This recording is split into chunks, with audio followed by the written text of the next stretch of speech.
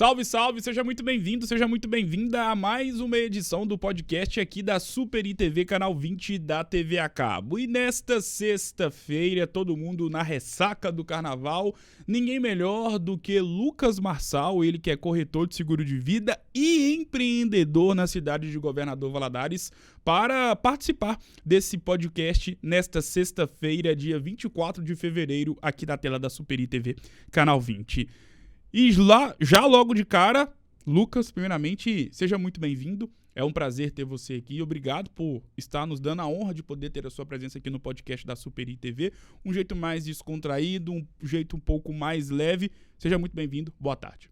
Boa tarde, Gustavo. Bom demais. Como é que tá? Como é que tá a vida? 100%. A ressaca já passou? Acabei não viajando, então fiquei em casa. Então a ressaca não tive chance de ter a ressaca. E Lucas, pra gente poder começar nosso bate-papo, falar sobre empreendedorismo aqui em Governador Valadares é muito interessante, porque nós sabemos que a cidade, e isso é comprovado cientificamente, que ela é baseada 100% ou 80% do seu desenvolvimento econômico, que é aquilo que a cidade precisa ter de maior grau, na economia, no empreendedorismo. E você é empreendedor aqui na cidade de Governador Valadares, já atua no comércio já há muito tempo, no ramo de bar e restaurante.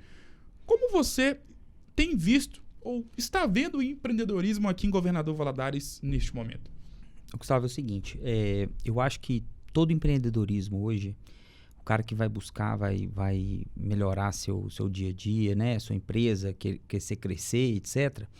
Ele tem que entender de dados. Ele tem que entender de como que funciona a população ali, da onde ele está querendo melhorar, da onde ele está querendo crescer e etc.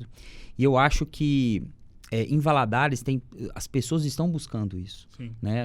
Antigamente eu via... eu mesmo já fui uma pessoa assim que ia muito da vontade, né? A gente tem lá uma dor e a gente quer resolver aquela dor, mas só a gente que tem aquela dor. Sim. Então acaba que você tem que se adaptar ao negócio no trancos e barrancos depois, né? Então fica aquela luta infinita para você conseguir virar um negócio. Então, todas as decisões que eu já tomei com relação aos negócios, né? Foram baseados com dados. Né? Então, se eu escolhi um local ali, é porque eu ia apresentar algo relacionado àquele local específico. Se eu escolhi um produto, eu tenho que ter uma persona bem definida.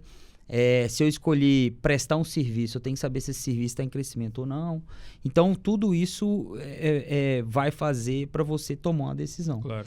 E hoje, muitas vezes, a gente vê, e infelizmente, né, principalmente aqui no centro, muitas lojas abrindo, as lojas que tem ali uma pegada diferente e tal, mas não é aquele diferencial mesmo que vai resolver um problema, uma dor de alguém. Ela só está repetindo algo que ela vê, né? Então acaba que fica naquela mesmice, o mesmo atendimento, o mesmo produto e fica tudo a mesma coisa. E o valadarense tem uma característica que eles gostam do tradicional. Claro. Então aquilo que está há mais tempo no mercado, não quer dizer que coisas que não estão no mercado, que são novas, não vão ter sucesso. Vão, mas para perpetuar, o valadarense ele vai no tradicional. Sim. Então, quando você tem um negócio que está começando e você não tem aquele mesmo atendimento, aquela coisa muito variável, o valadarense ele prefere o certo do que o duvidoso.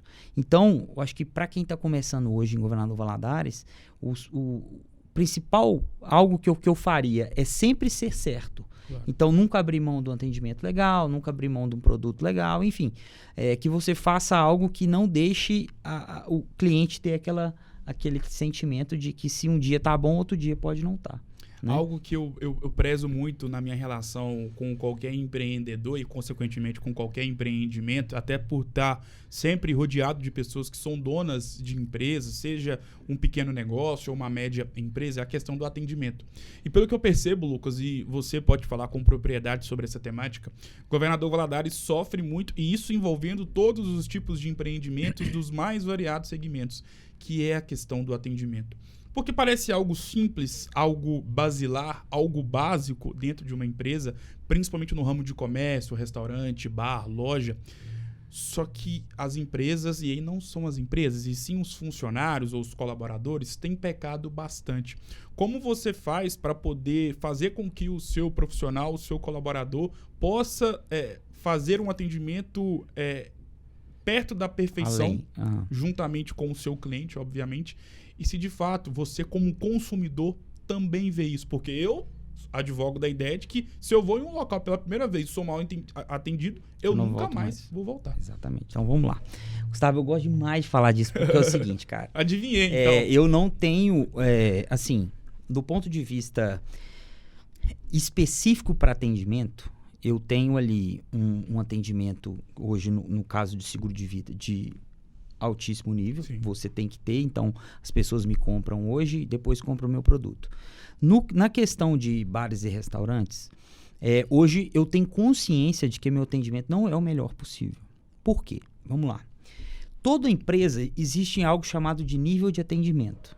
Esse nível de atendimento ele vai de 95%, que é você estar resolvendo o talher e o copo, se é um talher ali de alumínio e um copo de plástico, você está entregando para o cliente. Então, você está tendo ali uma comida que não está estragada, um negócio que é bom, enfim, 95% é isso.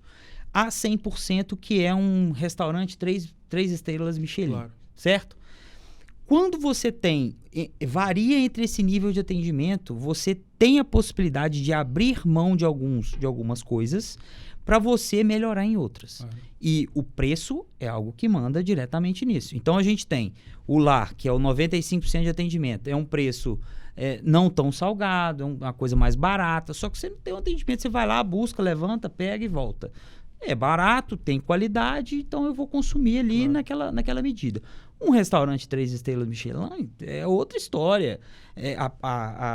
O pano da mesa é passado. Se você coloca um garfo no chão, a pessoa que está te atendendo sabe que esse garfo caiu, vai substituir. Então é outra coisa e isso vai ser cobrado. Então eu sempre tentei buscar um atendimento. Por quê? Um atendimento que não seja tão trabalhado. Então eu não preciso de gerar gastar tanta energia num treinamento, tentar treinar o mínimo possível e ali indo melhorando ao longo do tempo, do que cobrar a mais num produto de qualidade e gastar muito tempo no treinamento. Por quê? Isso é uma estratégia minha, né? Nossa, no caso. Por quê? Porque hoje a rotatividade é muito alta. Então, nesse tipo de comércio, que é um comércio noturno, que é um comércio que trabalha final de semana, sábado, domingo, enfim, esse tipo de comércio tem uma rotatividade pelo cansaço do funcionário. Eu nem entro no mérito se o cara é bom ou não, né? Isso aí já é outra conversa. Mas o que eu ofereço? Eu ofereço um atendimento onde ele vai conseguir suprir minhas necessidades, vai conseguir entregar, vai fazer raiva, às vezes faz. Mas o produto que eu estou colocando é de excelente qualidade. Sim. E aí eu balizo o meu preço. Então, como eu não tenho, eu peco um pouco pela qualidade, pelo atendimento, mas minha qualidade é de extrema qualidade, a pessoa passa ali uma raivazinha, come, pô, maravilhoso. Vamos tentar resolver isso aqui, Lucas? Pô, isso aqui me incomodou e a gente vai ajustando. E a pessoa volta. Então, assim, eu preferi ter um comércio que tenha um produto razoavelmente de preço legal, um preço médio justo, acessível, e tenha pessoas que são, vamos falar assim, são mais voláteis em questão de entrada e saída, que estão ali, que saem mais, fica lá, o turnover é mais ou menos 6, 7 meses. Então fica 6, 7 meses, troca, então eu não gasto muito com essa questão de treinamento dos funcionários, mas eu entrego um produto de excelência. Então assim, se eu for colocar ali, beleza, meu prato lá de almoço custa R$20. Se eu fosse colocar um atendimento de alto nível, ele custaria 30. Sim. E ali, talvez, naquela região, talvez as pessoas não colocariam isso como um consumo direto. Nós temos lugares aqui que tem um nível de atendimento alto. Claro. Só que o preço deles também são altos. Então, assim, vamos colocar. Já tem um tempo de casa. E, tipo assim, eu já entrei, fiz um bom atendimento, gastei com isso, fiquei muito tempo batendo essa tecla, segurei preço com relação a... Depois que eu criei um tradicional, virei tradicional, eu comecei a poder fazer esse tipo de relação. Então, assim, quer fazer um atendimento legal? Então, você tem que cobrar por aquilo. Claro. Então, você tem que colocar isso no preço. Eu quero ter um excelente produto, um excelente atendimento, mas não vou cobrar, você vai quebrar. Você vai fechar. Sobre empreendimento aqui em Governador Valadares, e conversando com alguns amigos na tarde desta sexta-feira, nós chegamos no assunto voltado para o perfil de restaurante ou de bar aqui na nossa cidade. E aonde eu quero chegar e por que eu estou fazendo esse preâmbulo? Hoje em Valadares, você pode comparar a cidade com grandes empreendimentos, seja do ramo de varejo ou de bar e restaurante das grandes capitais do Brasil. Em qual sentido? Você sabe muito bem qual é o tipo de perfil de cliente que vai num determinado estabelecimento. Vamos pegar aqui, aproveitar o clima de sexta-feira, bar e restaurante. Você sabe muito bem qual é o tipo de cliente, e aí entrando mais a questão financeira mesmo, que vai em determinado tipo de estabelecimento. Você, como empresário desse setor da área da noite e também na parte da hora do almoço, principalmente hoje em dia, até mais na hora do almoço, é de caso pensado ou isso varia de acordo mesmo com a clientela, ou vocês empresários pensam, eu quero ter um bar, um restaurante voltado para esse tipo de pessoa que faça parte dessa classe social, e aí pensando na questão financeira A, B, C ou D? Bom, eu acho assim, pelo que eu vivi hoje, eu falo com propriedade. Quem escolhe, as pessoas que vão até seu estabelecimento é que define o público que vai acontecer. Hoje em dia eu vejo o meu estabelecimento seguinte, com pessoas de classe, sei lá, BC, certo? São pessoas que vão estar indo nesse estabelecimento para realizar algo fora do comum que ela está fazendo e acha que aquilo ali é uma coisa especial. Já o A é uma coisa costumeira. Vem no almoço toda vez, está lá almoçando e tudo mais. Mas onde eu quero chegar? Quando a gente começou a definir público, eu estava numa região que tinha casas noturnas em volta, bem próxima, né, no caso. Então, e isso começou a trazer um público que está focado para evento, para festa, para bebida, etc. Quando eu vi que a casa começou a mudar um pouco, teve a possibilidade de fechar, etc., veio pandemia e tal, a gente começou a utilizar uma forma de produtos melhores, ou seja, uma comida melhor, uma comida mais elaborada, uma comida que não carregasse tanto o público que já vinha, e ir mudando a expectativa do público com relação ao local. Sim. É uma transição fácil? Não, é uma transição extremamente difícil. Mas depois que você consegue colocar isso, você vai emplacar essa questão. Vamos lá. Você tem lá produtos dentro do seu cardápio, certo? Eu utilizo muito Pareto para isso. Então, o Pareto ele está referenciando 20% dos produtos estão relacionados a 80% do faturamento. Isso é quase para tudo. 20% dos caras que escrevem livros estão relacionados a 80% dos livros. Você conhece, né? Então, o que eu faço? Se eu tenho lá um produto que mais sai, que estão dentro desses 20% e representam 80% do faturamento, eu vou focar neles.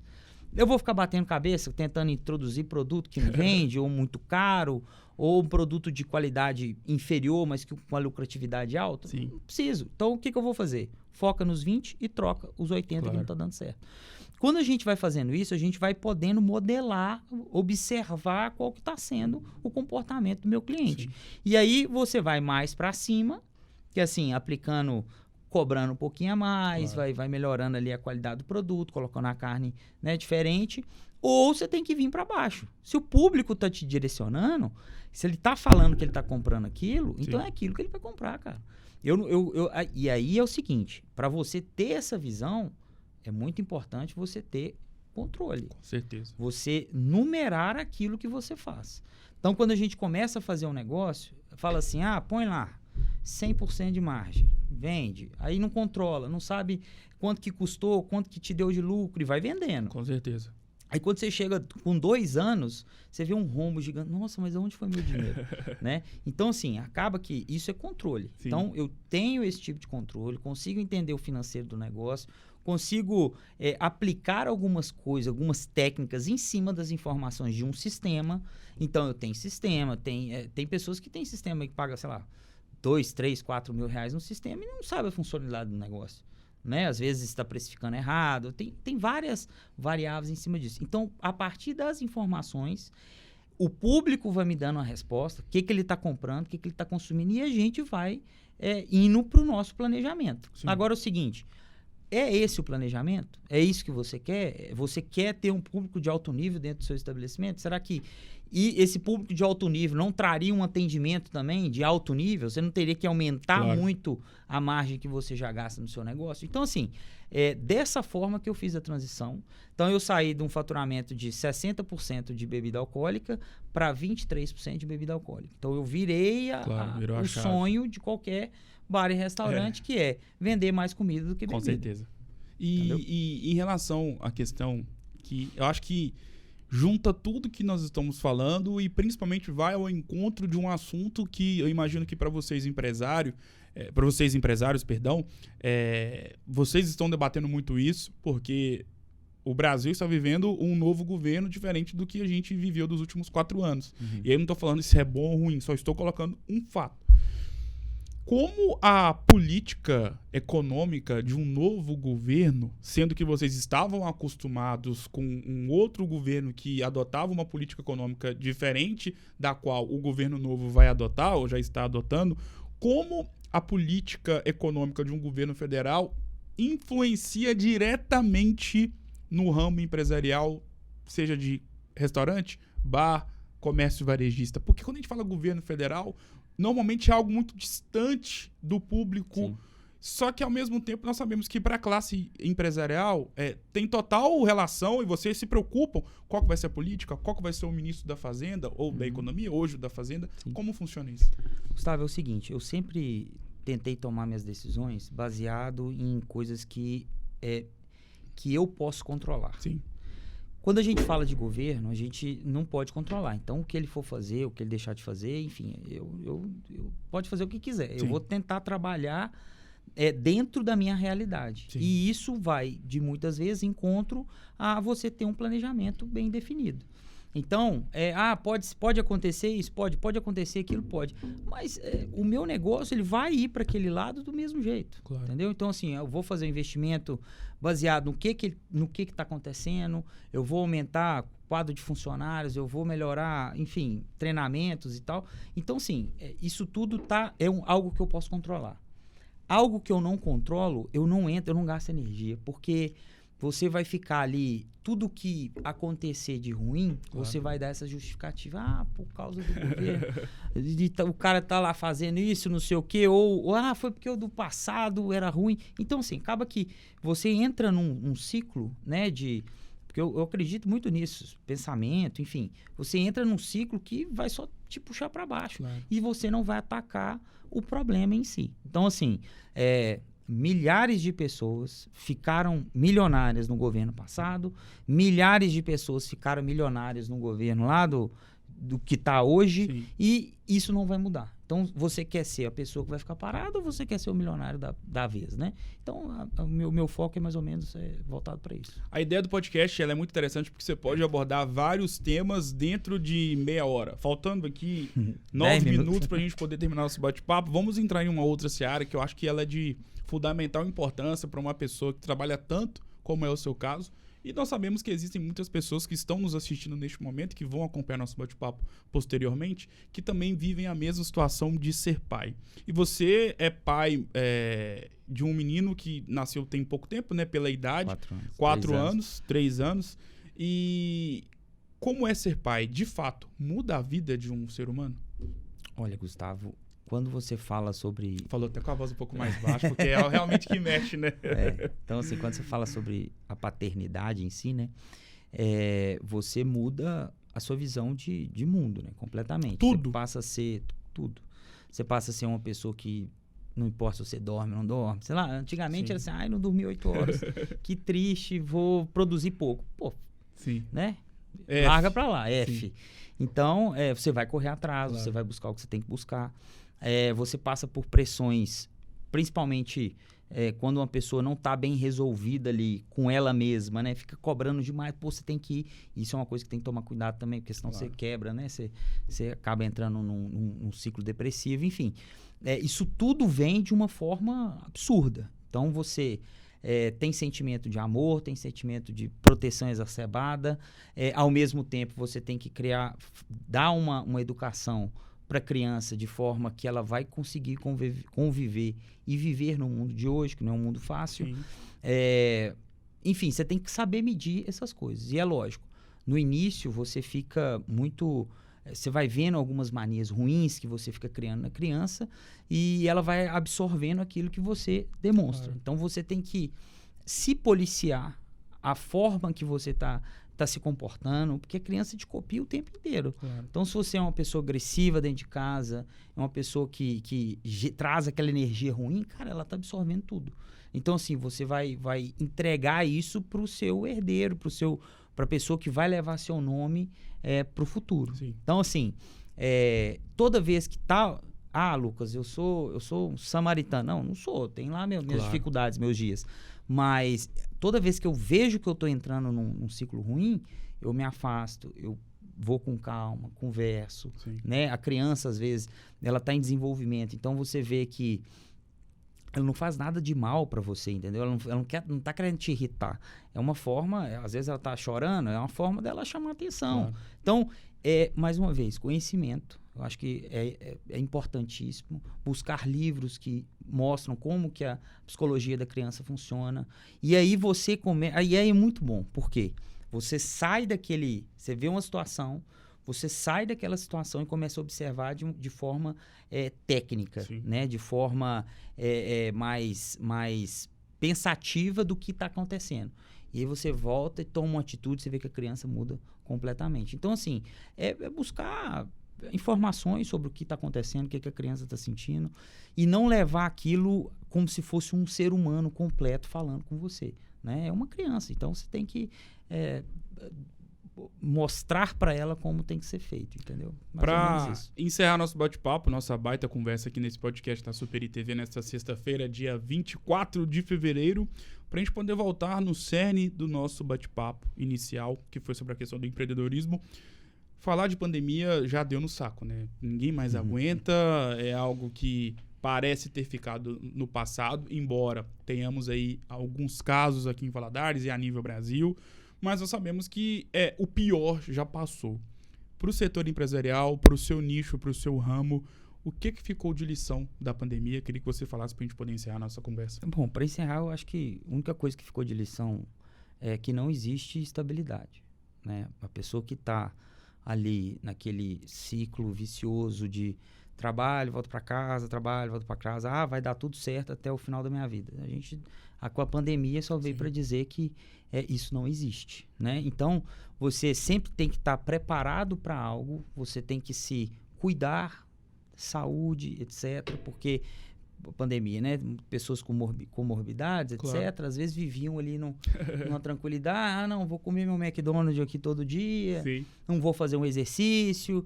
E ali, no final, ele era a pessoa que mais tinha possibilidade de né, chegar a falecer. Enfim, então, assim, essa é a minha cabeça. Não existe, tudo passa, né? Se for uma coisa ruim ou se for uma coisa boa.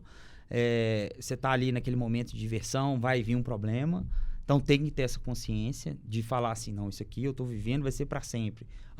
Aconteceu alguma coisa ruim, me surpreende. Então, eu acho que essa inteligência emocional que a gente tanto fala, cara, é excepcional.